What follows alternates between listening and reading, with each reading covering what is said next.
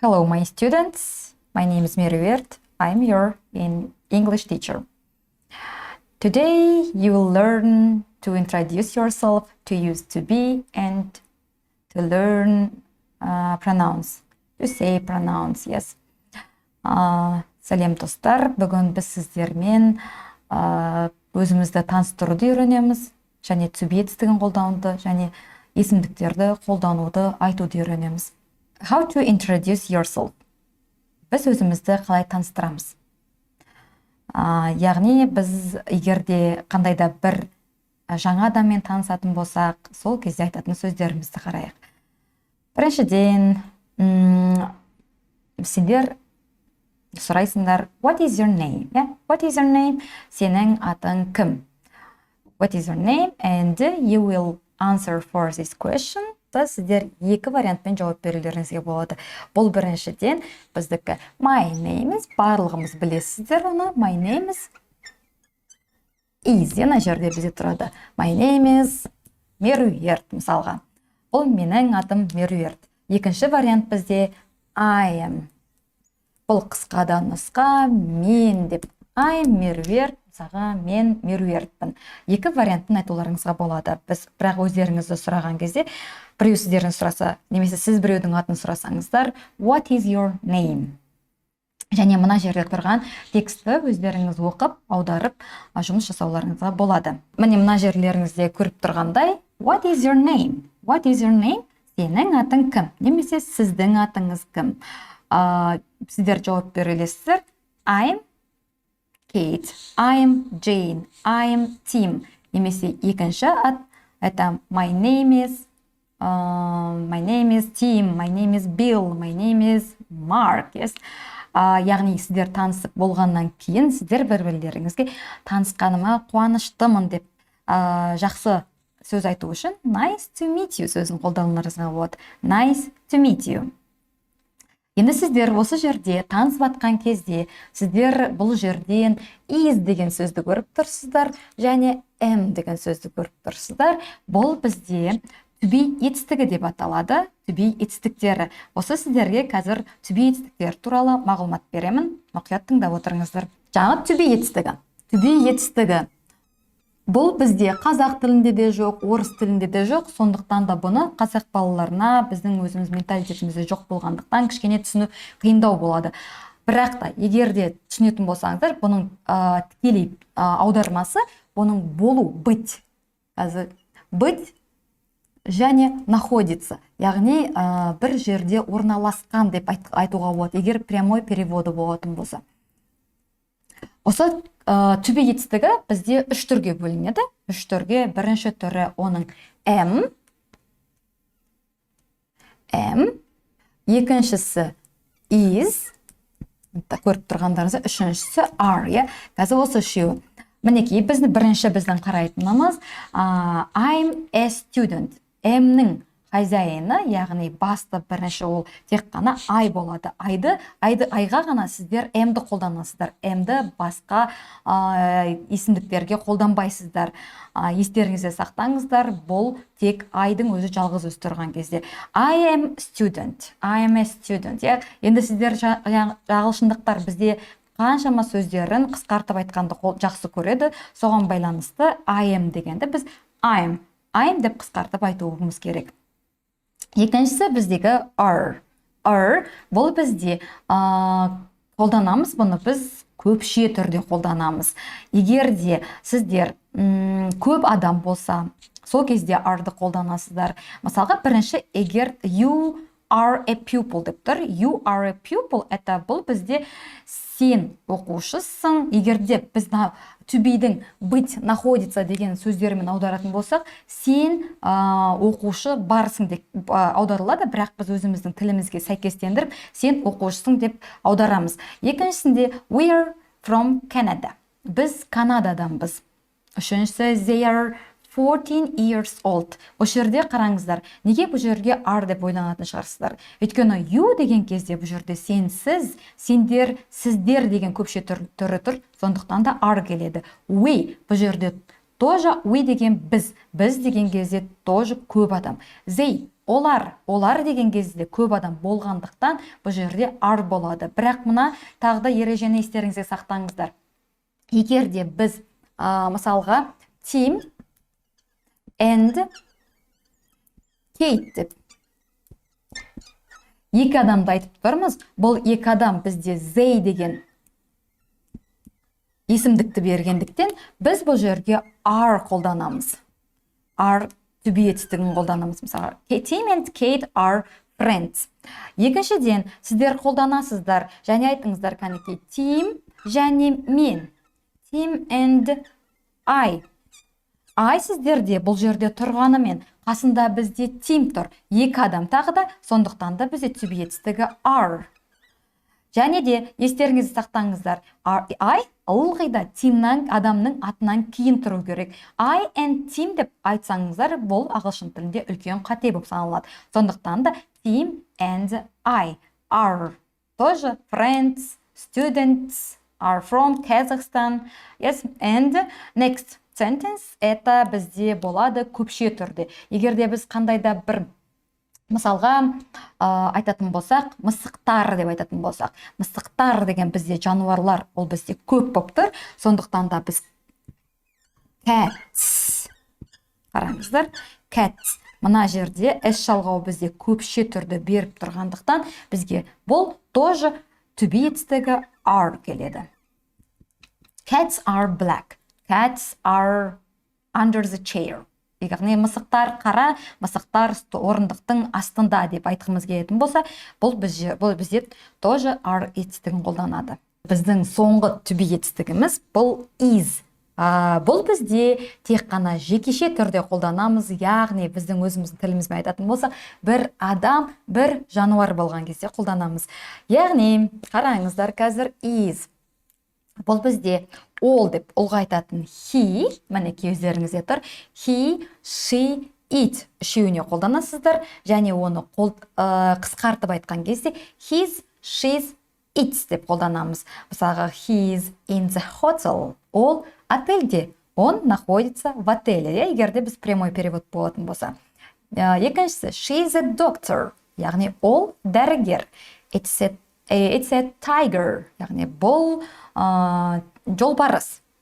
Яғни енді сіздер бұны қолданған кезде, үйренген кезде сразу қысқаша айтып үйреніңіздер.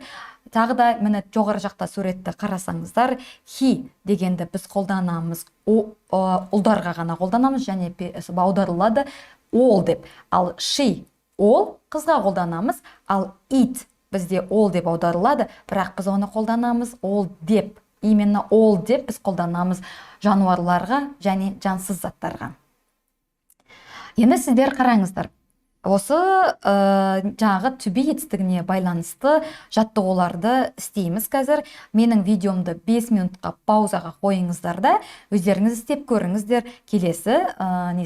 Келесісінде сіздер тексересіздер, дұрыс істедіңіздер ме және қате істедіңіздер ме? Міне біріншісінде бізде he is an elephant. Неге is? Потому что he бұл жерде ол бір адам. Екіншісінде Fred, тоже Fred деген бір адам, is болады. My friend дейді. My friend деген кезде тоже сіздердің бір достарыңыздың айтып тұрғандықтан to be етістігі is болады. Her name, оның аты. Name деген жекеше түрде тұрғандықтан to be етістігі is болады. She'ді жаңа түсіндіріп айтқандай, сіздерге she ол, яғни бір адам, сондықтан да is болады. We, енді мұны қараңыздар мына жерде. Біз жаңа айттық, я, we, біз болғандықтан are болады. Екінші жаттығуларыңызда тура сондай 5 минутқа қойыңыздар паузаға, сосын бірге тексереміз. Мына жерде мінекей his name біреу, is I am 7. Яғни I дегенге мен сіздерге жаңа ғана айттым, тек қана am to be етістігі қолданылады. Rex деген бұл жерде тоже менің иттің аты біреу ғана тұрғандықтан is. They, олар көп, сондықтан да are.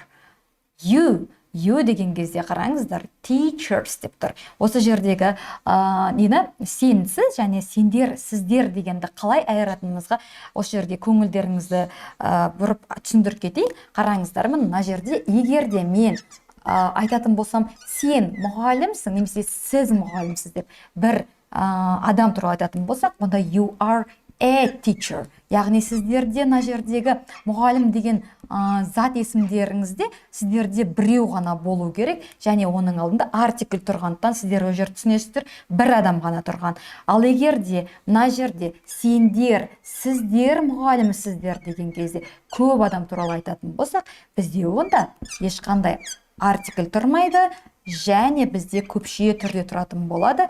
Мен сіздерге артикльде қашан қолданатын және s жалғауы көпшие түрде қалай жалғанатынын әлі түсіндіріп айтамын. Жақсы ма? Сонда you are teachers. Сол кезде егер де тұратын болса, бұл жерде бізде сенсіз дегендер тұр. Ал егер де тұрмай teachers көпшие түр тұратын болса, бұл жерде сіздер, сендер деген сөздер.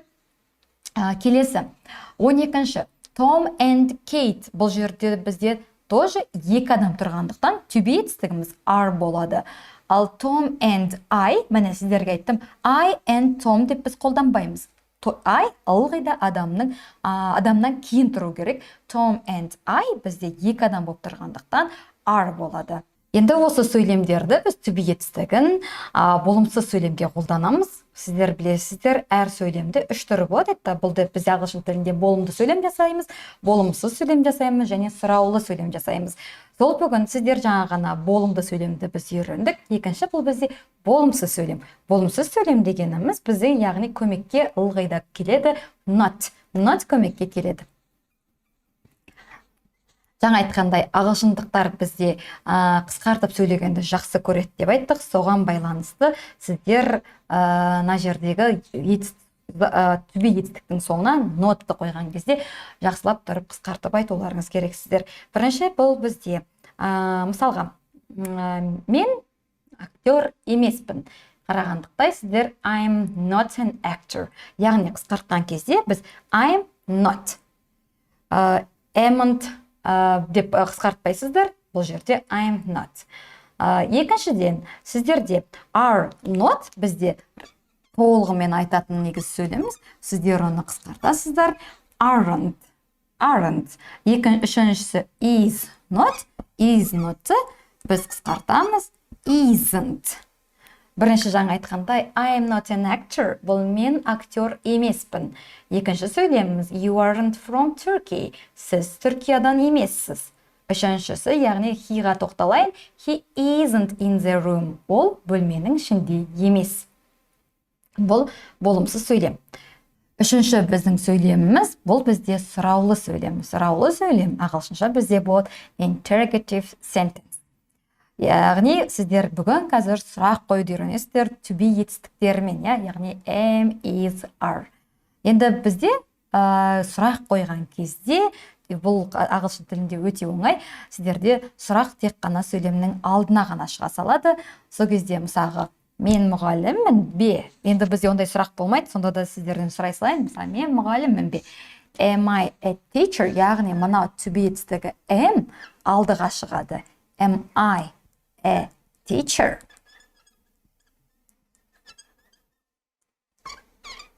Немесе қыздар сұрауға ұлдардан, мысалы, мен әдемімін бе? Am I beautiful? Яғни am алдыға шығады. Ал айға бізде қарама-қарсы жауап берген кезде ылғида сен немесе сіз деп жауап бересіздер. Я деген кезде бізде болады yes, you are, немесе no, you aren't. Бұл бірінші мысалымыз. Екінші мысалымызда сіздер білесіздер you, we, they дегендерге біз to be етістігін are қолданатынымыз. Осы are бізде осы есімдіктердің алдына шығады. Сол кезде бірінші are you дегенді талқылайық. Жауап беруде мұқият қарап отырыңыздар. Мына жерде сен мысалға Қазақстаннансың ба? Are алдыға шығады дедік. You from Kazakhstan.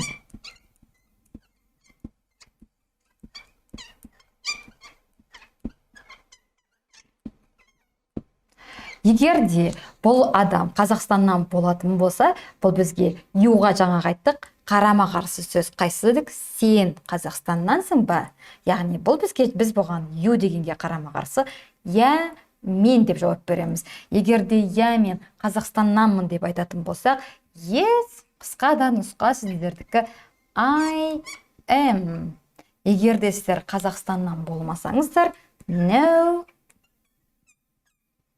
I'm not. Енді they деген кезде, ал олар деп сұрақ қоятын болсақ, олар мысалға қалай деп айтсақ екен, олар Қазақстаннан ба? Тағы да осы мысалды алайық. Олар Қазақстаннан ба? Are they from Kazakhstan? Сіздер жауап бересіздер yes, they are, немесе no, they aren't. Екі түрмен жауап беруге болады. Theyға they болып қала береді, ештеңке өзгермейді. Енді қараңыздар, егер сіздер he, she, itке сұрақ қоятын болсаңыздар, осы есімдіктерге сіздерден мысалға is Tim tall? Мысалға is Tim tall? Tim ұзын ба? Яғни Тим біз ұл баланы сұрап тұрмыз. Ұл бала болғандықтан сіздердің жауаптарыңыз болу керек бұл жерде yes, he is. Немесе no, he isn't. Тим ұл болғандықтан бізде he болады. Енді мен Кейт туралы айтайын. Is Kate clever? Яғни Кейт ақылды ма деп айтайық.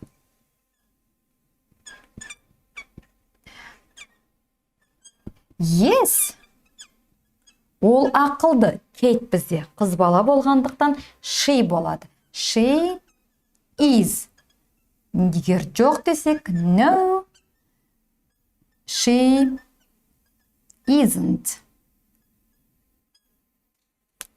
Үшіншісі бізде itке байланысты, яғни мысалға піл сұрма деп айтайық. Is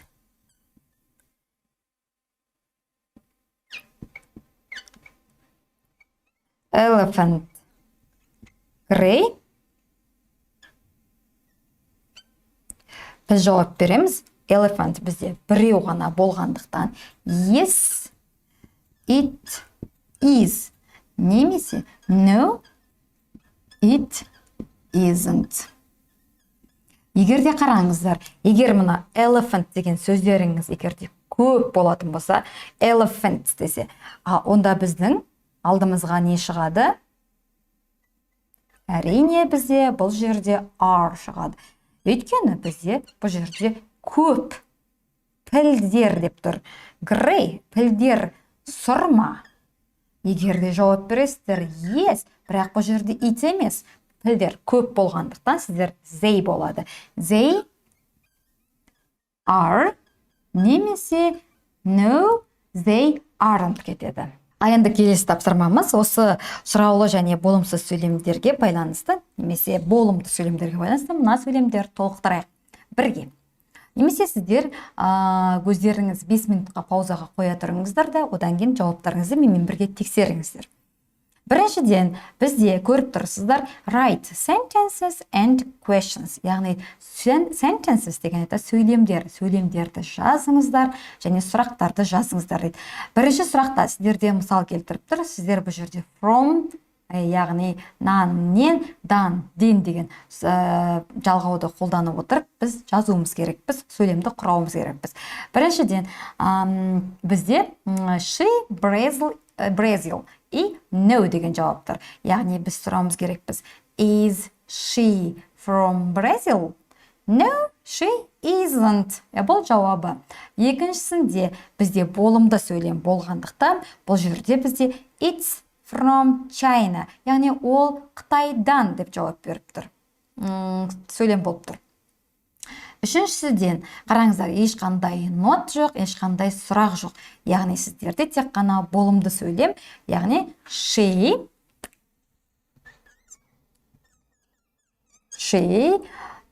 is from Japan. Яғни аударылады бұл, ол Жапониядан. Төртінші сөйлеміміз бізде, яғни мына жерге 3 деп жазып қояйық, шатаспас үшін. Төртіншісі. Бұл жерде бізде көріп тұрғандарыңыздай сұраулы сөйлем. Сұраулы сөйлем болған кезде, білесіздер, түбі етістіктері алдыға шығады, яғни хитр. Хитр сауында бізге қандай түбі етістігі шығушы еді? Әрине, is шығады. Is he from Turkey? Жауап бізде yes екен. Яғни бізде yes деп тұрса, yes, he is деп жауап береміз. Яғни бізде аударылады. Ол Турциядан ба? Я, ол Турциядан. Бесінші сұрағымыз. Ол he деп тұр. Тағы да he болса бізде түбі етістігі is. He is from Spain. Яғни ол Испаниядан. Алтыншысы. Бізде тағы да сұраулы сөйлем болған кезде she-дің алдына бізде шығады түбі етістігі is. Is she from Poland? Жауап береміз екен, no екен. No, she isn't. Одан кейінгі жетіншісі бізде тек болымды сөйлем екен. She, қысқартып жазайық ал, she is from England. Ол Англиядан. Сегізіншісі, where? Арнайы сұрақтар тұрған кезде what, why, when, where тұрған кезде бізде түбі етістіктері екінші тұратын болады, бірінші арнайы сұрақтар болады. Бұған әлі тоқталамыз. Where is немесе where is қысқартып айтуларыңыз болады. He from, ол қай жақтан? Сіздер оған жауап бере алады екенбіз. He is from Hungary.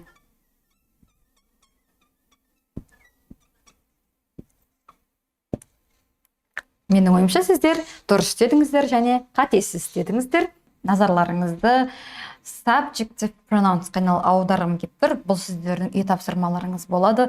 Яғни сіздер тіл үйрену үшін әр кезде сөз жаттауларыңыз керексіздер.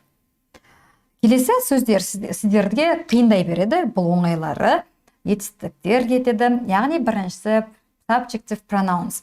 Бұл бізде мен, сен, ол, олар, біз. Яғни мен деген бізде I. I әрпі ылғида сіздер мен деп айтатын болсаңыздар, ылғида үлкен әріппен жазуды ұмытпаңыздар. Екіншісінде you деген бізде 4 мағына береді, және жекеше түрде, және көпше түрде. Бағанадан бері айтып жатырмыз. Сен, сіз, сендер, сіздер. We бұл жерде біз, they олар, he ол деп аударылады.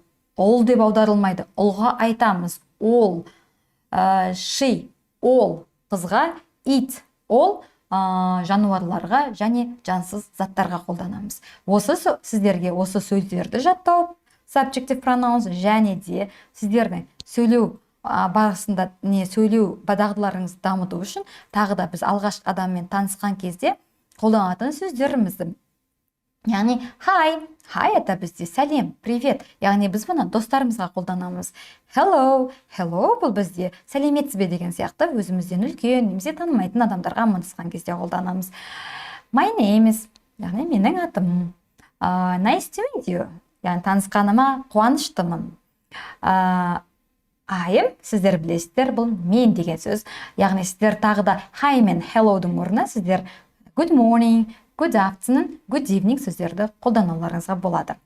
Одан кейін қоштасар кезде bye, это пока. Пока біз достарымызға қолданамыз, жақын танитын таныстарымызға қолданамыз. Егер де сау болыңыз деп бізде айтатын болсақ, бұл goodbye. See you, это көріскенше, увидимся деп айтамыз. See you tomorrow, ертеңге дейін көріскенше. See you on Thursday, яғни бізде Thursday, это четвергке дейін көріскенше, егер Tuesday болса, бұл вторникке дейін көріскенше.